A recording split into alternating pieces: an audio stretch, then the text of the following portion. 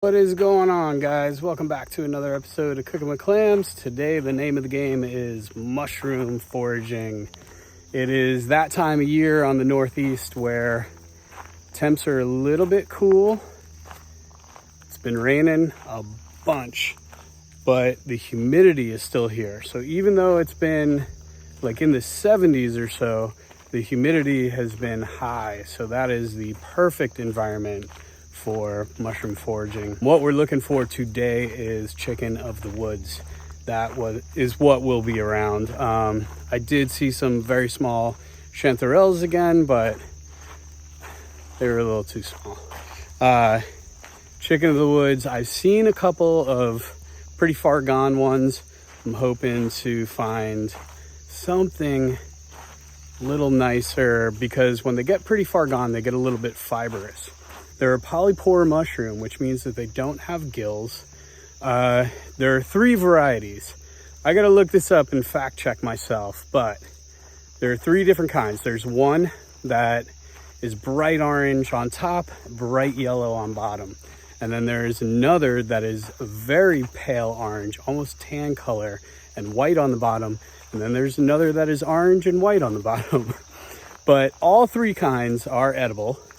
So that's a plus. You can't go wrong. Although the ones that grow on conifers can occasionally give people stomach upset. So that's something you want to watch out for. It cannot be eaten raw. You have to make sure that you cook it through. And I've done it before on the channel. One of the ways that you can do that is you start it in some water and cook it in the water. Once the water evaporates, then you pan sear it instead of doing a dry saute, which you do with a lot of mushrooms. So, fingers crossed, we're going on a walk and hopefully we come up with something.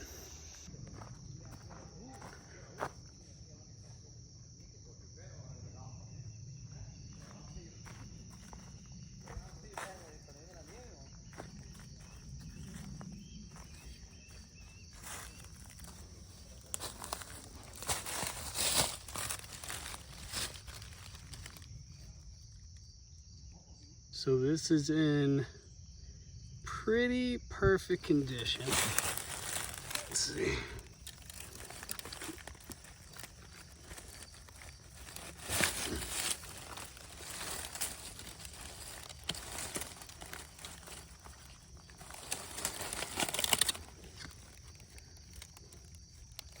So some of them are yellow on the bottom, some are white. This one is white on the bottom, but still super new, and it's not woody at all. So I think we're going to harvest this whole guy. Oh, look at that. It's super amazing. This is a really good find. So let's go. So to up my chances of finding mushrooms like this, chicken of the woods, I look for oak trees. It's usually, so a lot of people head out like the day after it rained. That's not what you want. You want to go out maybe 2-3 days after it rains. But the biggest part is just going out. And you go for walks, and they're usually along the trails because a lot of people that mushroom forage will pick the mushroom and then walk with it along the trail like I'm doing now, and that'll drop its spores along the trail. So a lot of times you don't have to go too deep into the tick infested woods. They're just right there. And that one, I was coming up the trail and wasn't expecting to find anything because I saw a couple of like pretty banged up old ones that were all white and terrible looking, but we got a good one. Got a really good one.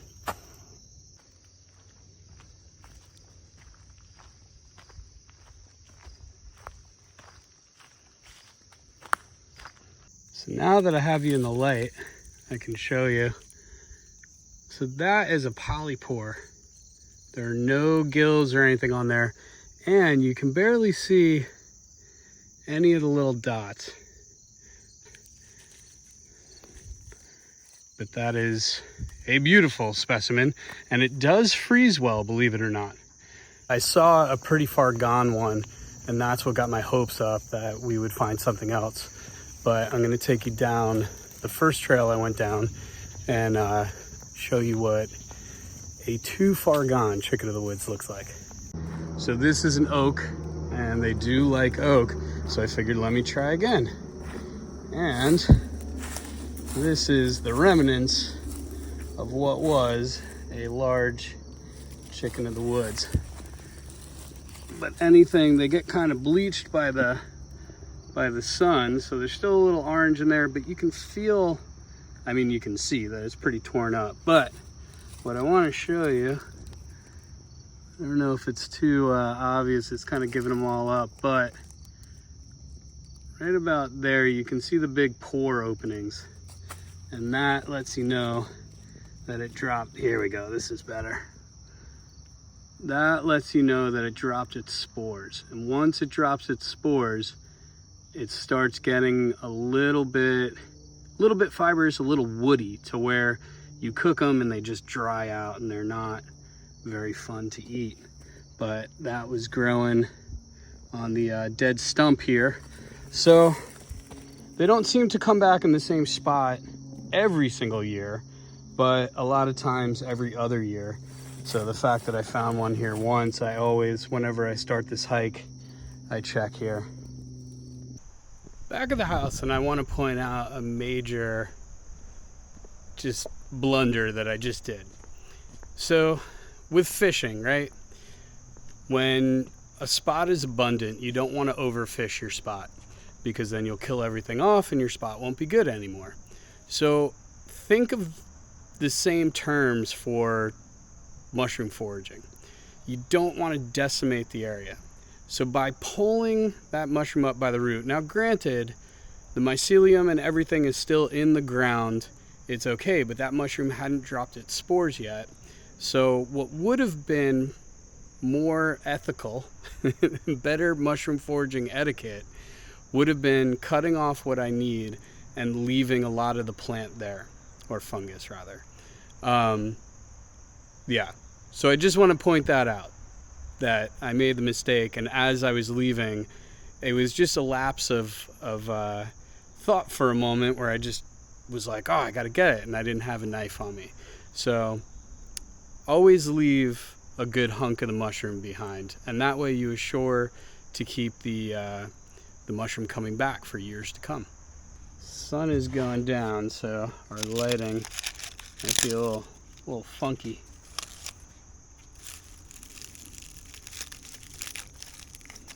See, and the other thing is,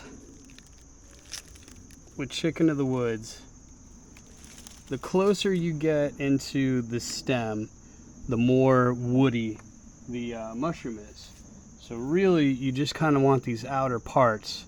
So again, pointing out my mistake and what I did, you really want to just cut off what you need, rather than uprooting the entire specimen like I did. But we live and we learn. We make mistakes. Okay, how to approach this? This one's really tight.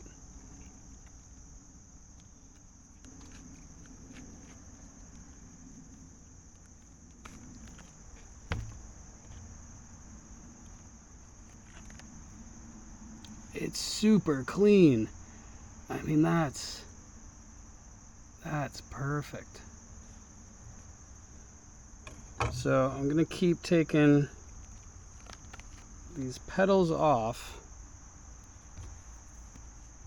and we might not be able to get to cooking this mushroom tonight, so what we're gonna do to preserve it is put it in a brown paper bag in the fridge, and it will keep it fresh and moist. It needs to be able to breathe, so don't put it in a plastic bag thinking that you're helping the cause.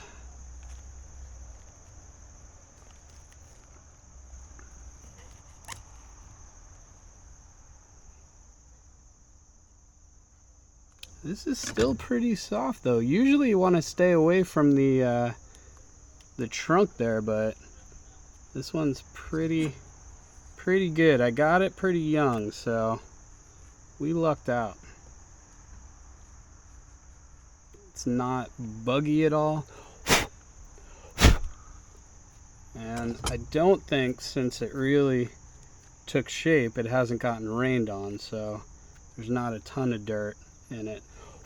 But usually what I do is take a paintbrush and brush off any of the excess dirt there. Okay, I'm gonna finish cleaning this up and I'll see you in a minute. So hopefully you can see it's not too washed out, but any of the edges that look a little funky like that, we're just gonna cut those off. And I think what I'm gonna do, I'm actually gonna saute these off now instead of storing them dry. We're gonna saute them because what I want to make, I was gonna saute them anyway, so I'm gonna saute them, put them aside, and then we can utilize them in our recipe later. That is it. We are all cleaned up and ready to saute. Okay, I'm gonna cook all of them. I'm not looking for a hard sear on these. I just want to cook them through, which will help preserve them. So we are absolutely going to overcrowd the pan here. I'm gonna throw in everything, or at least close to it. But if you see, when you pull on them, you almost get like that looks like chicken, right? Like I'm not crazy here. Or can you guys even see? Is that too blown out? Hold on. If I put my hand there, maybe you get a better look. There you go. But yeah, it's like, that looks like chicken. Hence, how it got its name, Chicken of the Woods. Alright, we might have to do 2 batches. I might be pushing it, trying to get everything in here. Because the other thing about this mushroom is that it doesn't necessarily shrink too much when you cook it. So, alright, so now what I'm going to do is add water.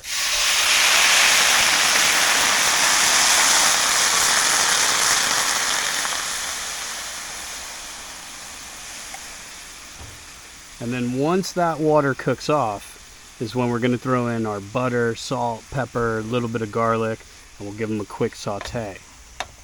It's funny, as they cook, look how beautiful that color is getting on them.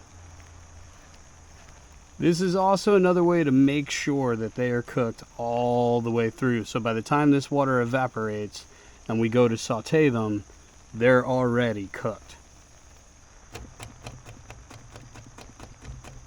We're going to wait until all that water evaporates. Give them a quick dry saute. Then we're going to throw in our butter, salt, and pepper. The smell on these when you cook them is amazing. It's a little bit sweet. It is so good. When you find these mushrooms and they're right, they're the most amazing thing in the world. When you find them and they're just a little bit past their prime and they're woody and chewy, they are horrible. So I am pretty excited, and I feel very lucky that I found these in this state. Okay, throw in our butter. We're not going to be shy with the butter. A little salt. Cracked black pepper, and now we throw in our garlic. We didn't want that to burn or become too bitter. And I'm going to cook these maybe for about another minute or so, and then we're going to pull these, store them, and now I'll tell you what we're making. Chicken cacciatore with Chicken of the Woods mushrooms. So we got just a touch of browning on them. That's perfect. Oh yeah.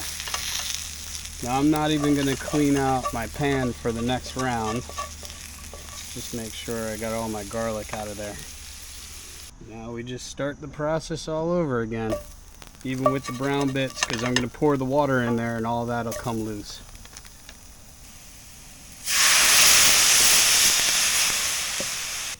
Well, all right, I'll see you when we cook.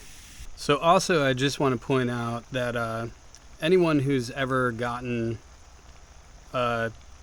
chicken of the woods and has complained and said that they don't like them, that they're not a choice edible, that you know, they don't get why people like them, it's probably because what kept happening to me happened to them, which is you just find them a little too late and they have that really woody, chalky, but this one is straight up like chicken breast. It's the same consistency, same texture. You can see how soft and bouncy it is.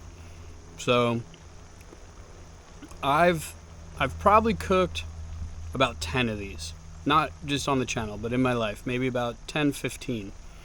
And I've had 3 that have been perfect like this. Normally they're okay, but this one's good. So that's why it's not a mushroom that I even go after that much if I find them cool, but it's one that it's so hit or miss and you have such a short window of it being delicious as opposed to not really worth the time. So I don't target them too much, but when it's my 3rd time now getting a good one, and it's good. So while these are cooking, one other thing that I want to point out. So yeah, I looked up. Now it's funny, there's a guy, Adam Harrington. His YouTube is Know Your Land. And he does a lot of mushroom stuff, a lot of trees, and he's in western Pennsylvania. So it's a little bit specific to there, but it's amazing. His channel is amazing. And if you look up his episode on Chicken of the Woods, it tells you a lot, but my problem is that I can't pronounce the Latin names, but one of them is Letoporus cincinnatus, which has a creamy colored underside, which is the one we found today. And then there is Letoporus sulphureus, which has a yellowish appearance, which I've found before on the channel, and I've shown you that one. And that one is also known as sulfur shelf. So there is a third, and that's the one that grows on conifers and on the root system, and it looks more like a rosette than it has like a rose bloom, kind of like the one we found today, rather than ones that are growing on a dead log or whatever, where they're more like shelves. So look it up, don't take my word. And that is also something that I want to point out. I'm getting close to having to put my butter in. Do not take my word on mushroom foraging. Do your due diligence. Look up everything that you can look up. Take a mycology course. Make sure that you are identifying the mushrooms correctly. And you never want to eat a bunch of a mushroom when you find it. If it's new to you, you want to eat just a little bit and see how your body reacts. So with that said, finish cooking, and I'll see you soon. Chicken cacciatore is also known as a hunter's stew. And normally it's just chicken, mushrooms, onion, peppers, and a little bit of red wine and tomato sauce. And then you cook it down, shred the chicken, and let it cook some more until you have this really thick, beautiful, simple stew. So that's what we're going to do. We're just going to replace the regular cremini mushrooms with our chicken of the woods mushrooms. I thought about omitting chicken altogether, but I'm in the mood for chicken, so it's an added bonus to our mushroom. So we're going to chop up some garlic and onion to start, and then the rest of our veg.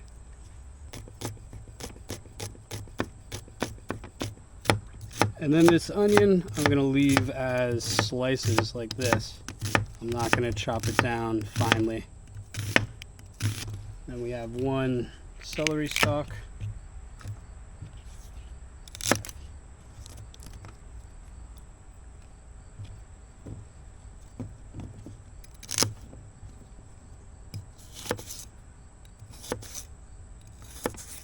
Now this I am going to dice just because of the fibrous strings on the back there. You could take a vegetable peeler to take those off if you wanted to leave bigger pieces of celery, but this will be good. Then I have one leek. This is actually great for stock, compost, you name it, making soup. It's very, very good. If you've never had a leek, it's kind of like a cross between very subtly onion and garlic at the same time. It's really a wonderful taste.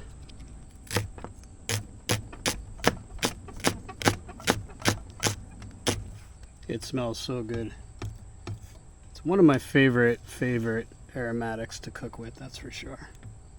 And then my peppers. So these we're going to cut into nice big squares. So pretty much about that big.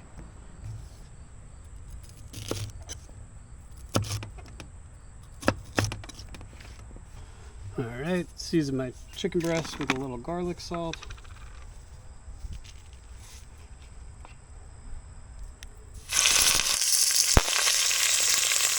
I'm sorry, chicken thigh. Cracked black pepper.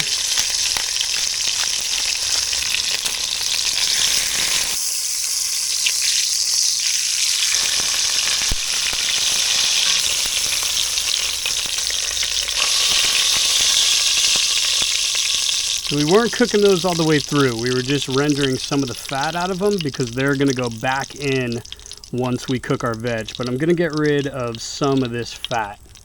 So I dumped about half of the fat. Now we're going to go in with our aromatics.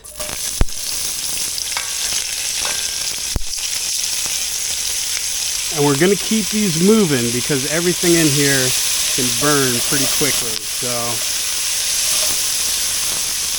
we're going to keep them moving, sweat them down about 4 minutes. Add a little bit of salt. That little bit of salt also draws out the moisture. So once you get them going, and you add that salt, it's going to pull any water inside those onions and celery out. A little bit of black pepper.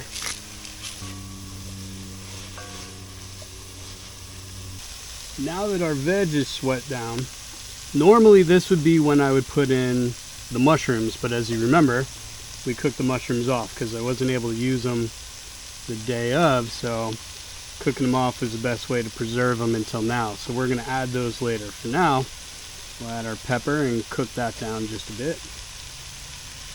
And now with our pepper, I'm going to add in some of our other seasonings. So I have here some rosemary.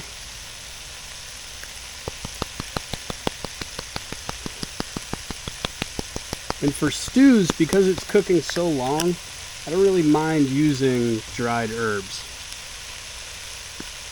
I have here some dried thyme.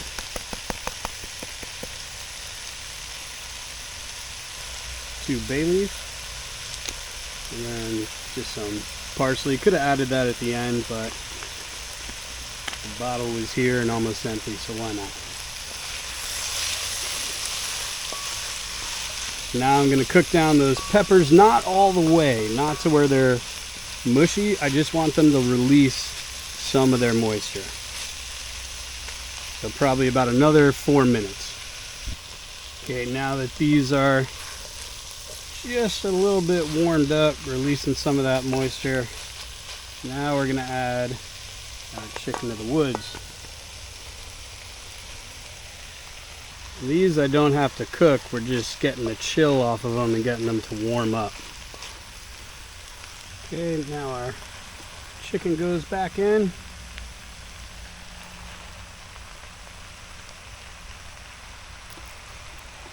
And we deglaze with a little red wine, about a cup or two.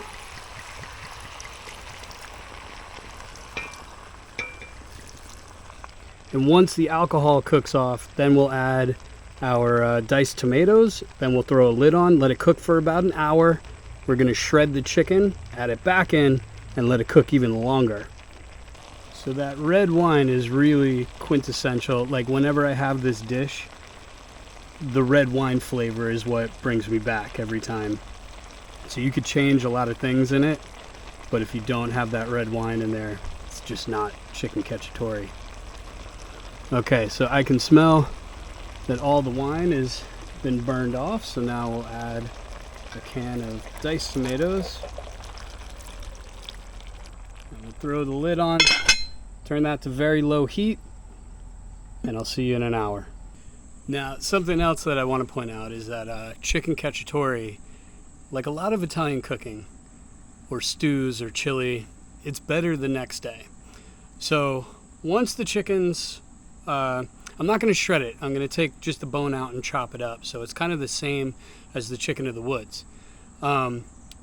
With that being said, then I'm going to add it back in, and we're going to have to cook it for at least 2.5 more hours, because I want all those tomatoes to completely cook down, cook out all their moisture. I want the peppers to break down a little bit. So I'm going to move inside, put it on a regulated low heat. Then we're going to take it off the heat, and that's it, it's done. And we're going to reheat it tomorrow for lunch. So after we shred it, I'll probably see you tomorrow.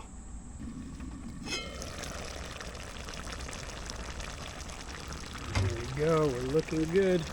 So this is what I mean by this is on its lowest setting, and it's just a little bit too high for it to cook slowly how I need it later. But in the meantime, we're gonna shred or cut this chicken, add it back in, and then we'll move it to a lower heat inside. But all of these tomatoes and everything are gonna cook down, and it's gonna get more and more stew-like and a lot thicker.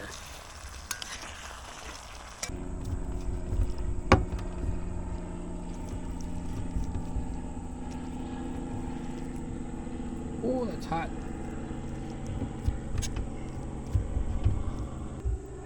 I'm actually gonna put these bones back in too.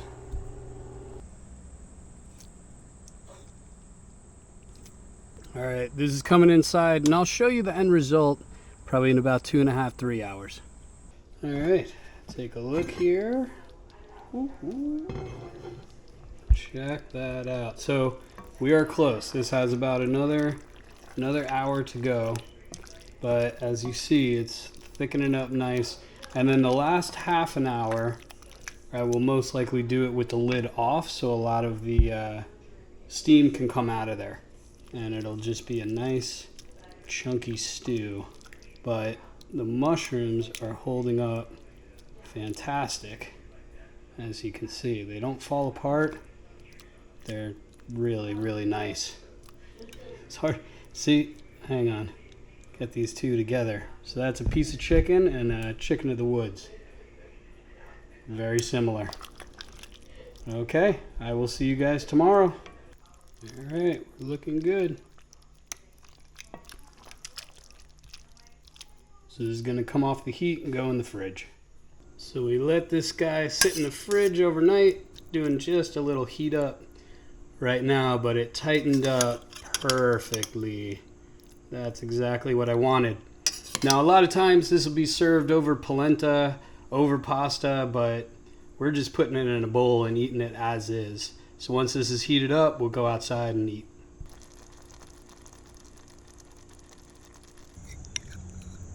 Look at that mushroom. And it is too funny. I mean, between the chicken and the chicken of the woods mushrooms, they do look a lot alike. All right, let's dig in. Cheers.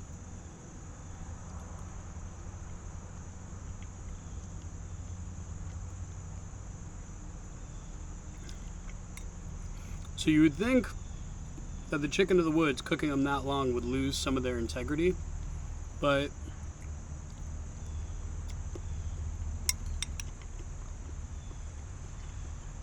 they kept their body They're just so good. And that is, I will say, one of the best ones I've ever found. That it's not woody at all. It's just perfect. And I get the obsession with chicken of the woods. If they were all like this, ooh, it would be dangerous. But unfortunately, they're not. But and also I was saying, so chicken cacciatore is sometimes over pasta, sometimes over polenta, which is my favorite. But it's good just as a stew, just like this.